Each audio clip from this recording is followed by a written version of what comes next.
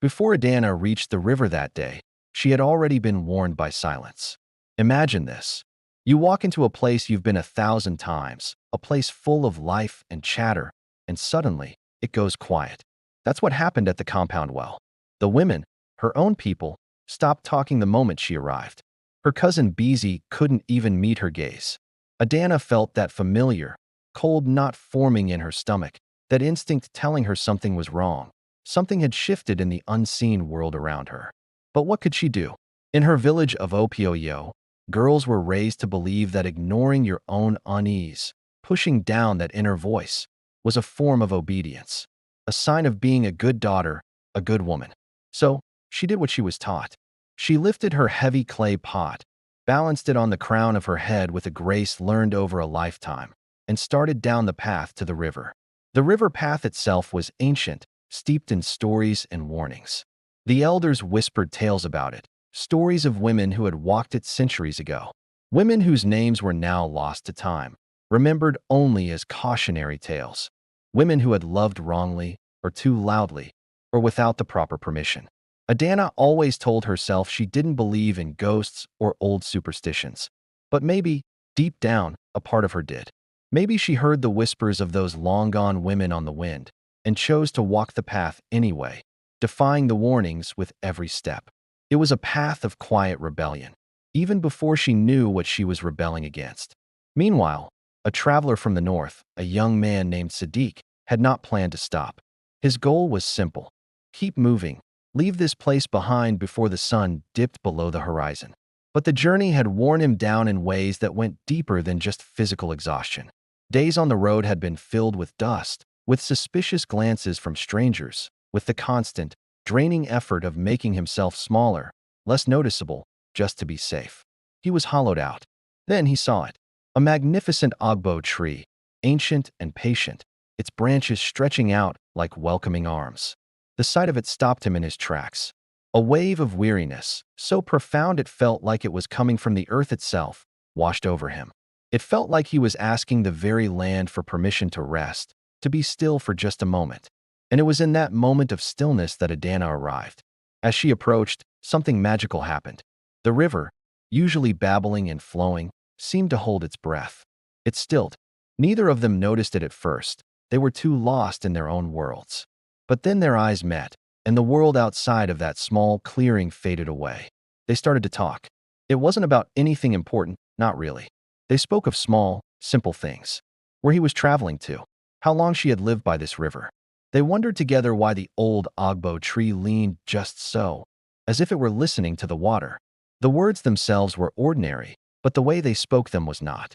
Each word was slow, deliberate, heavy with unspoken meaning, as if they were building a bridge between their two very different worlds. Then laughter. It bubbled up unexpectedly and surprised them both, a pure, bright sound in the quiet afternoon. It was so full of life that high above them, a bird, startled by the sudden explosion of joy, took flight and soared into the sky. Their connection was immediate, a spark in the twilight. But they were not alone. Hidden just at the edge of the path, shrouded by the leaves, was Beezy, Adana's cousin. She watched them, her heart twisting. You see, jealousy isn't always a loud, raging fire. Sometimes it's quiet. Sometimes it's patient. It's like a hunter, waiting silently in the shadows for the perfect moment to strike, for a single mistake. It bides its time, just like an old, rigid tradition waiting for someone to step out of line. Beezy watched, and she waited. That night, sleep offered Adana no peace, but it wasn't a nightmare. She dreamt she was standing in water. It rose slowly, cool against her skin, first to her knees, then her waist, then her chest, until it was swirling around her neck. But she wasn't scared. In the dream, she felt no fear, no panic. She didn't drown. She just stood there, enveloped by the water, feeling strangely safe. When she finally woke up, the morning light was filtering into her room, and a single name was on her lips, whispered into the quiet air. It was his name, Sadiq. The funny thing was, in the soft light of the previous evening by the river, amidst their gentle conversation and shared laughter, they had never actually exchanged names. She woke with the name of a man she had not yet officially met, a premonition of a love that was already beginning to change her world forever. What happens when a connection is so strong it feels like destiny? And what happens when that destiny is threatened by the oldest human emotions, jealousy and fear? Silence became their language. They learned how to speak with pauses, with glances held just half a second too long. They learned to listen for footsteps before their hands could touch, and how to laugh without making a sound. Most of all, they learned how to separate quickly, cleanly, like people who had been trained for loss their entire lives.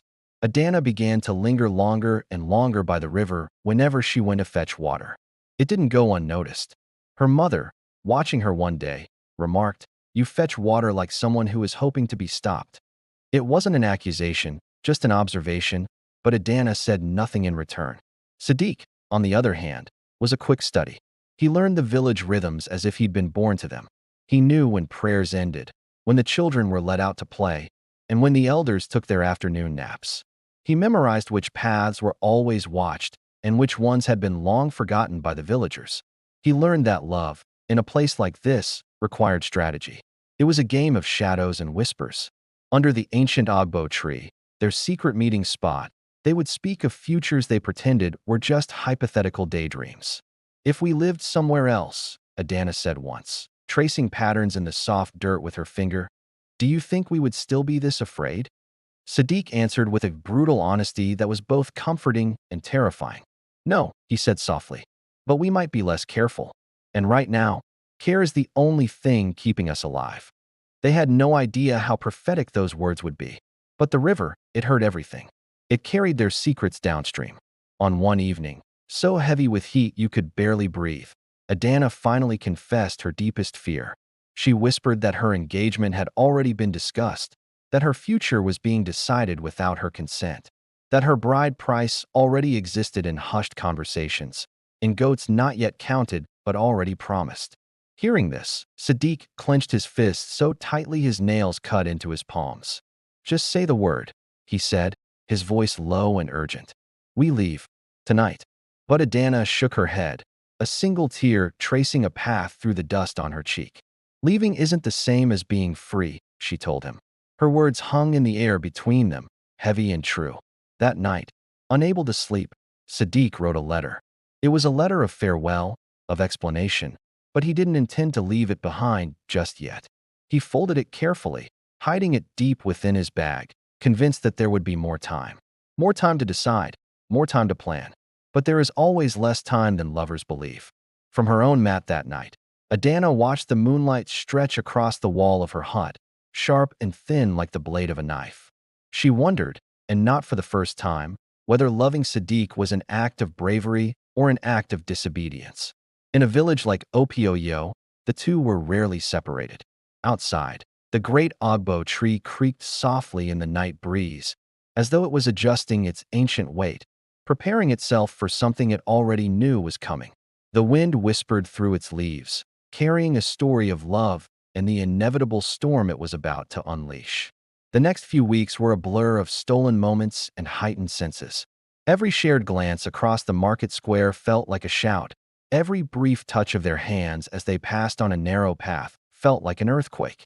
Their world had shrunk to the space between them, a fragile bubble that they both knew could burst at any moment. Sadiq found work helping one of the older farmers mend his fences, a job that gave him a reason to be on the outskirts of the village, closer to their meeting spots. He learned the names of the constellations, pointing them out to Adana during their moonlit meetings, telling her they were the same stars that would watch over them, no matter where they were. It was his way of building a world for them, a world beyond the confines of Opioyo. Adana, meanwhile, felt the walls closing in. The talk of her marriage grew from whispers to open conversations among the women in her family. A distant cousin she'd never met was praised for his wealth, his land, his herd of cattle. Each word of praise felt like another stone being laid on her own tomb. She tried to push back, to voice her own desires, but her protests were met with gentle smiles and patient dismissal. "A good daughter understands her duty," her mother would say, not with cruelty, but with the firm belief of tradition. For her, love was about security and family, not the wild, dangerous feeling Adana harbored for the stranger, Sadiq. Their desperation grew with each passing day. Under the Ogbo tree, Their conversations shifted from hypothetical futures to concrete, whispered plans. Sadiq had saved a little money, enough for a journey to the coast. He spoke of the city, a place so vast and crowded they could disappear, a place where their pasts wouldn't follow them. We could start over, Adana, he would plead. Be anyone we want to be. The idea was intoxicating, a sip of cool water in a burning desert. But Adana was torn. To leave would mean abandoning her family, her home, everything she had ever known. It would mean bringing shame upon her mother and father, a stain that would never wash away. Could she be that selfish? Was their love worth that price? The warning didn't come as a shout. It arrived as kindness, wrapped in a mother's concern. Adana's mother called her into the inner room just before dusk. Her voice was soft, careful, a tone Adana hadn't heard since she was a child, caught doing something almost, but not quite, wrong. She closed the door and sat on the mat opposite her daughter, folding her wrapper slowly, as if buying time, trying to find the right words. You are becoming a woman people watch, she said. Adana's heart tightened in her chest. In their village of Opioyo, being watched was never a neutral thing. It was a prelude, a judgment. There are eyes on you at the river. Her mother continued, her gaze unwavering. And not all eyes wish you well. Adana's mind immediately flew to Beezy, her cousin. She thought of how Beezy's laughter had grown thin lately, how it no longer reached her eyes. She remembered the questions, disguised as concern but feeling more like an inventory, a counting of her missteps. I am careful, Adana replied, the words feeling small and hollow in the quiet room. Her mother simply nodded, unconvinced. Careful girls, she said softly. Do not make the river restless. That night, the weight in Adana's chest was so heavy she could barely breathe. She returned to the sacred Agbo tree, their meeting place. She told Sadiq about the conversation with her mother, choosing her words as if the tree itself might betray them, carrying them on the wind to the wrong ears. Sadiq listened, his face a mask of stillness in the fading light. They know, he said, his voice barely a whisper. Not everything, she replied, trying to convince herself as much as him. But enough. They stood closer than usual, a small act of defiance against the world that was closing in. Above them, the branches of the ancient tree shifted and rustled, though there was no wind. Elsewhere in the village, in a hut filled with the scent of old wood and authority, Beezy sat with the elders. She cried, her tears convincing, her performance flawless. She spoke of concern for her beloved cousin, of strange meetings by the river, of fear for Adana's soul.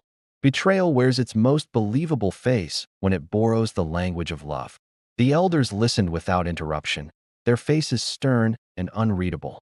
By the time Beezy left, their silence had already hardened into a decision.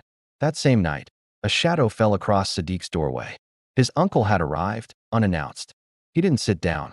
His posture was rigid, his presence filling the small space with an unspoken urgency. You are being discussed, he said, his voice low and sharp. And not kindly. Sadiq felt a cold dread wash over him. But he had to ask the question already burning in his heart. Because I love her? Because you forgot where you are allowed to belong. And then, something unnatural happened. The river, the very heart of the village, began to swell. It rose high against its banks, churning and dark, even though not a single drop of rain had fallen from the sky. This wasn't anger. It was a warning. Decisions in the village of Opilyo weren't something you heard announced from a town crier. No, they seeped into the community, bit by bit. They traveled on whispers carried by the harmattan wind, revealed themselves in sudden, unannounced visits from elders, and were understood in the silent language of goats being counted twice. Or conversations that would abruptly halt the moment someone walked into a room. For Adana, the first sign, the first piece of her fate, came in the form of fabric. Her mother entered her room, carrying cloth that was only ever brought out for engagements.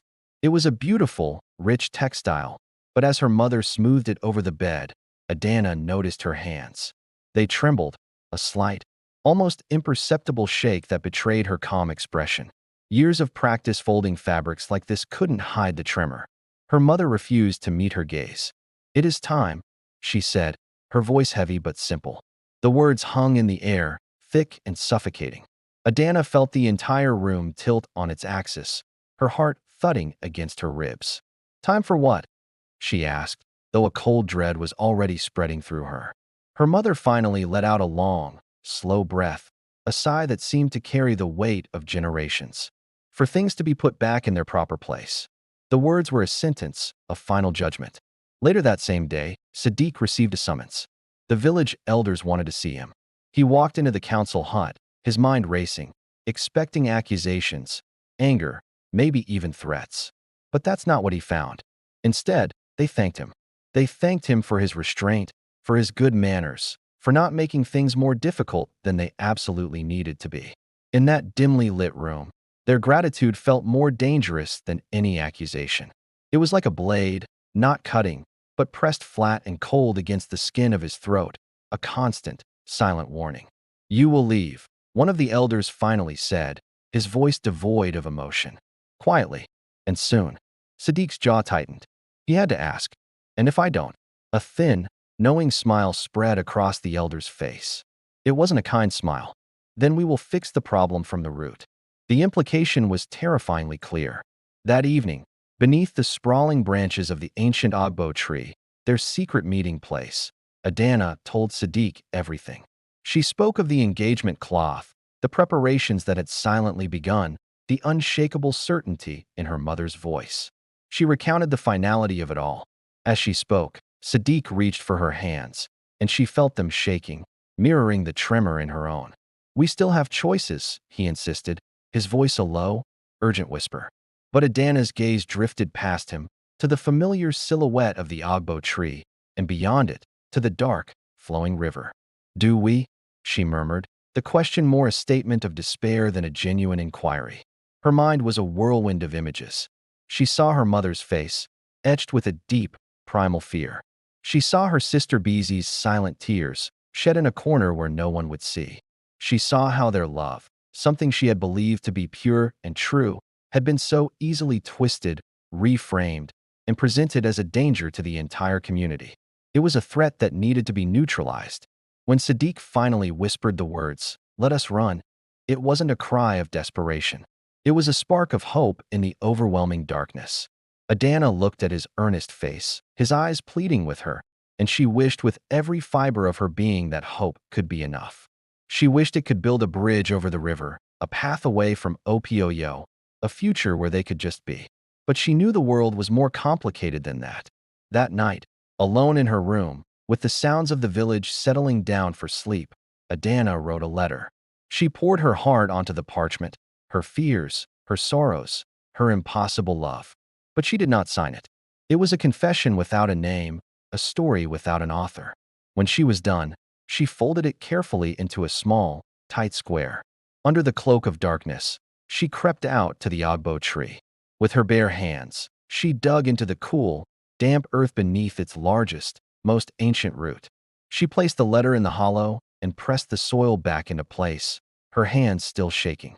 She wanted the earth itself to be its guardian, to try and protect it, just in case anyone ever found her secret.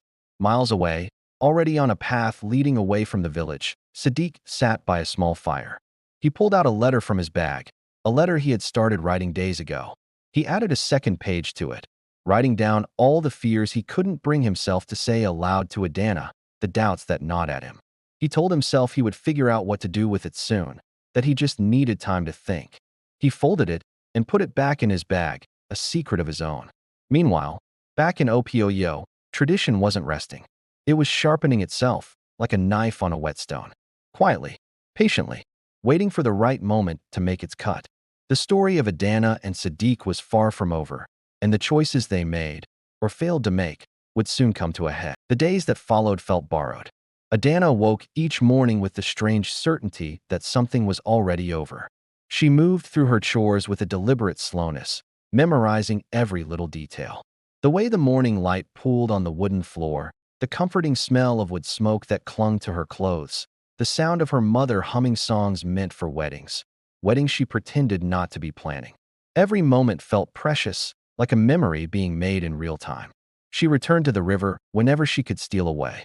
Sadiq was always there before her, waiting, as if he was afraid that if he arrived even a second late, the world might rearrange itself, leaving him behind. They didn't touch as much as they used to. Instead, they talked. They talked more than ever before, every word carefully chosen, as if it needed to be strong enough to last a lifetime. One afternoon, as the sun began its descent, Adana broke the silence. "Do you remember the first thing you ever said to me?" she asked, her voice soft. Sadiq managed a sad smile. "I asked if the river was always this quiet." "It wasn't," she replied, her gaze fixed on the slow-moving water. "It was listening to us." They spoke of small memories, weaving them together like a delicate tapestry, afraid that the weight of bigger ones would break them both wide open. Sadiq told her about his childhood, about learning early on how to shrink himself, to become smaller and less visible to fit into places that clearly did not want him. He spoke of the quiet ache of not belonging, of always being on the outside looking in. Adana, in turn, shared her own painful lesson. She told him about the day she learned that obedience, the act of pleasing others, could sound so much like love, even when it wasn't.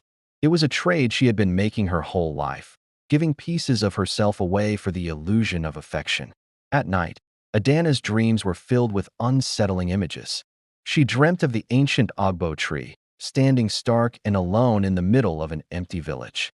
Its branches reached out desperately, stretching for people who were no longer there, for people who would never come back. The world around them began to echo her dreams. The sign started quietly, almost unnoticeably. The great Ogbo tree, a symbol of life and continuity, began to drop its leaves far too early, its branches becoming bare against the sky. The river, their sanctuary, slowed its pace. The water thickened, becoming sluggish, as though it was reluctant to flow onward, reluctant to carry their story away. Then, things became more obvious.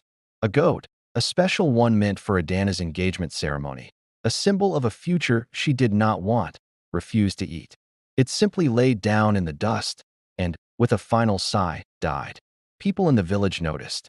The elders gathered, their faces etched with concern, murmuring among themselves. "Bad timing," they declared, shaking their heads. "A very bad omen." But Adana and Sadiq saw something else entirely. It was a message. One evening, as they huddled by the riverbank, the air thick with unspoken fears, Sadiq whispered, his voice trembling slightly. "Everything is telling us to stop." Adana looked at him, her eyes clear and filled with a sorrowful understanding. "No," she replied, her voice firm despite the tremor in her heart. "Everything is telling us goodbye." In that moment, the truth hung between them, heavy and undeniable. They held each other then, clinging tight, their bodies shaking with the force of their shared grief. They knew, with a certainty that chilled them to the bone, that there would not be many more chances for this, not many more moments left before their borrowed time ran out. The night they returned to the Ogbo tree, the village was asleep. A profound silence had fallen, swallowing all the familiar sounds. There were no songs carried on the breeze, no dogs barking a welcome or a warning. Even the insects, the tireless choir of the night, seemed to have been warned into stillness. Adana and Sadiq stood facing each other, their bare feet pressed firmly into the earth. It was a grounding gesture, as if they were drawing strength from the soil for what was about to happen next. The air between them was thick with unspoken words and shared fears.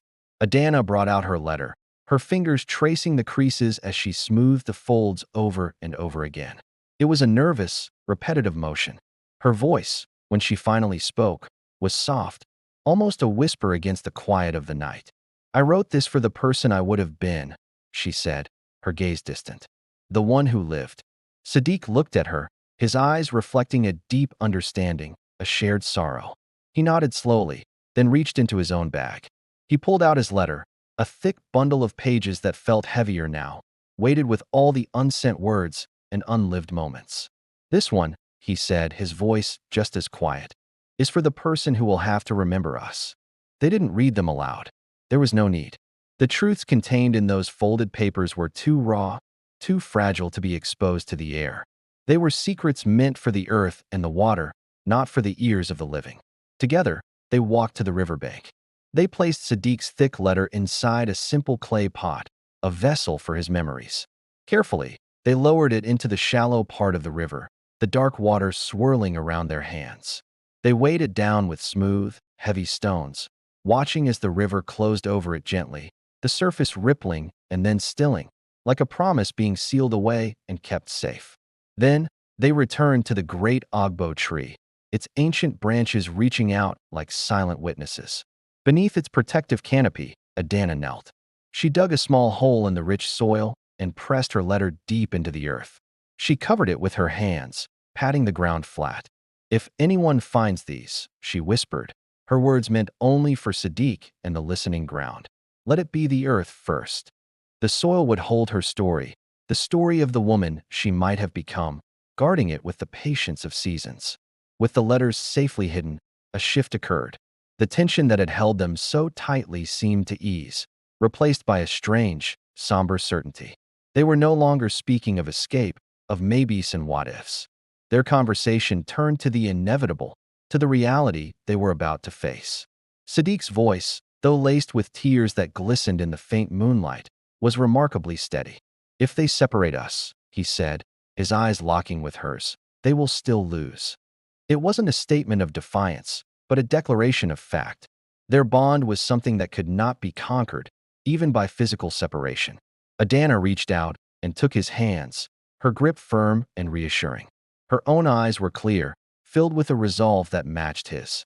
"Promise me something else," she said, her voice urgent. Sadiq didn't hesitate. Anything. Her request was not about survival, but about legacy. Dawn arrived softly, as if afraid of what it would reveal. The first woman to reach the river was Halima, old enough to remember when the water sang.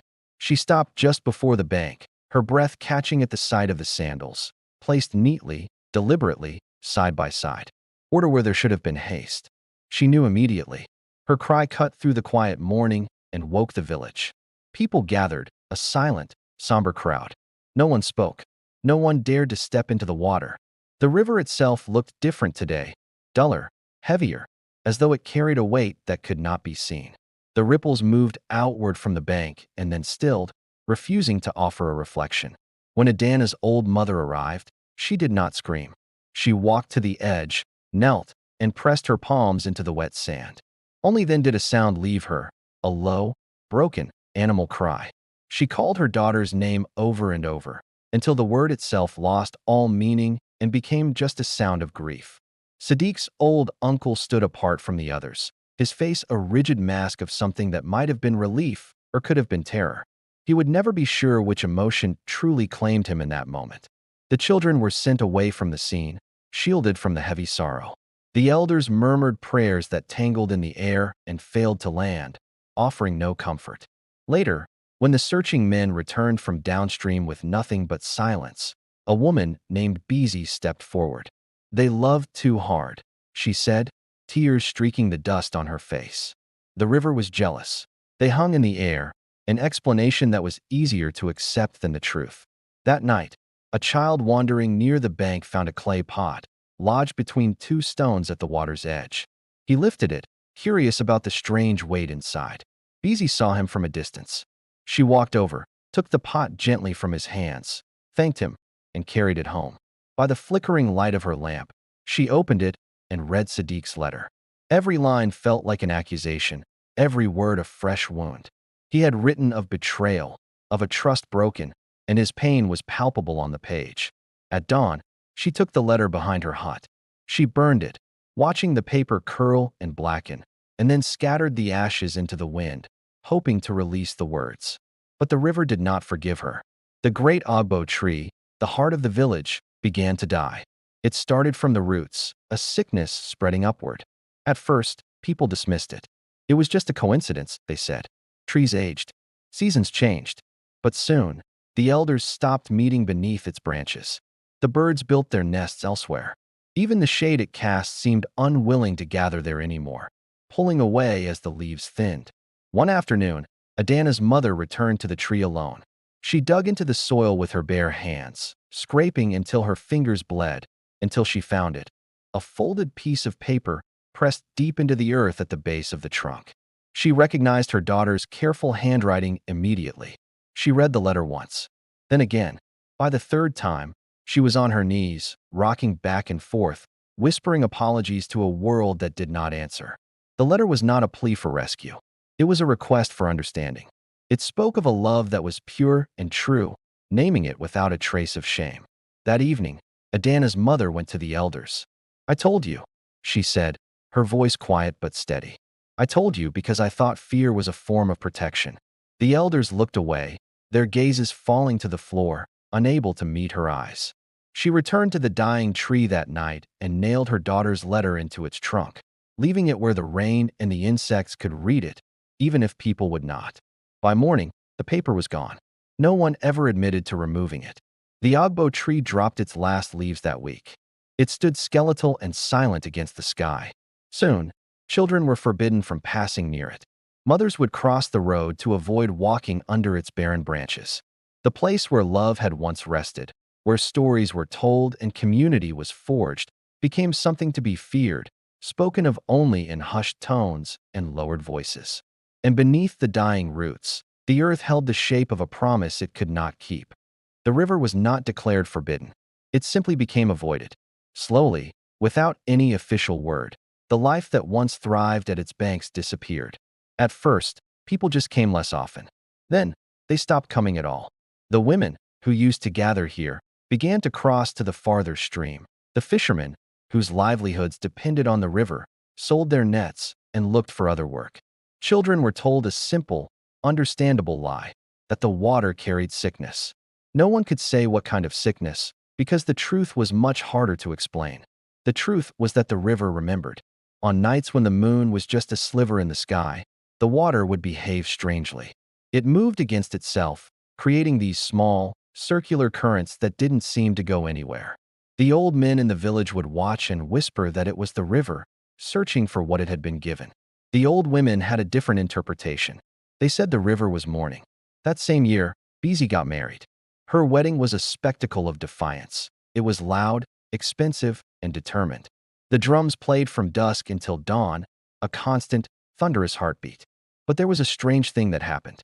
Each time the rhythm grew strong and joyful, a sharp sound like cracking wood would echo through the celebration, as if something unseen was objecting to the happiness. Beezy smiled through it all, a mask of joy plastered on her face. She tried to convince herself that joy could drown out guilt, that if she celebrated loud enough, she could forget. But it couldn't. Her guilt followed her into her dreams. She began to have nightmares of water filling her mouth, of letters turning to ash on her tongue before she could speak them. Sleep became a place of terror, so she stopped sleeping. Her waking hours were no better, her eyes wide and haunted. The river's sorrow seemed to seep into the land itself. The crops planted near its banks failed, season after season. The soil grew hard and unforgiving, refusing to accept any seed. When the rains finally came, they seemed to skip over the riverbanks, falling everywhere else but there. The village elders argued quietly among themselves, trying to make sense of the curse that had fallen upon them. Perhaps the lovers angered the spirits, one suggested. Perhaps the spirits are angry with us for what we allowed to happen, another replied. But their talks led nowhere. No decision was ever made. One evening, as dusk settled over the village, Sadiq's uncle walked alone to the riverbank. He stood at the very spot where the tragedy had unfolded and spoke his guilt aloud for the first time. "I thought I was protecting everyone," he said to the quiet water. The river heard him. It answered by pulling at his feet, the current suddenly strong and menacing. He managed to scramble away, but he survived with a deep, chilling understanding. He never returned to the riverbank again. Years passed, but time softened nothing. A new generation grew up in the village, children who had only heard whispers of the story but hadn't lived it. They were taught the geography of grief without understanding its source. They learned which paths were no longer used, which places carried a heavy silence like a warning sign. And they were taught not to ask why. But grief doesn't need instruction to be felt. Adana's mother seemed to age a lifetime in just a few years. The light went out of her eyes. She stopped speaking after a while, communicating only through careful, sorrowful gestures. When she finally passed away, they buried her facing the river, a final, silent plea to the water that held her daughter's story. Beezy eventually left the village. She packed her things one day and just walked away. No one tried to stop her. Her departure was as quiet as her guilt had been loud in her own mind. The Ogbo tree, the silent witness to the lover's promises, never recovered. Its great trunk hollowed out from the inside. Termites finished what sorrow had begun. When it finally fell in a storm, crashing to the ground, no one dared to use its wood. It was left where it landed, a massive skeleton slowly returning to the earth. Sometimes, travelers would pass through the village of Opiayo. They would see the beautiful, clear river, completely untouched and empty, and they would ask why. The elders would answer with half-truths, stories of forgotten diseases, or ancient taboos. But the land told the rest of the story for those who knew how to listen. On certain evenings, when the air grew still and the sky was painted with the colors of sunset and twilight, two shadows would appear for just a moment at the river's edge. They stood close, unafraid, their forms indistinct but their presence undeniable. The few who saw them never spoke of it. It was a secret kept between them and the land. Because some love stories do not end. They don't get tied up neatly with a happy ending or a tragic finale. They remain unforgiving, unfinished, woven into the very soil and water of a place, waiting for a world that might one day be brave enough not to repeat the same mistake. See you next time.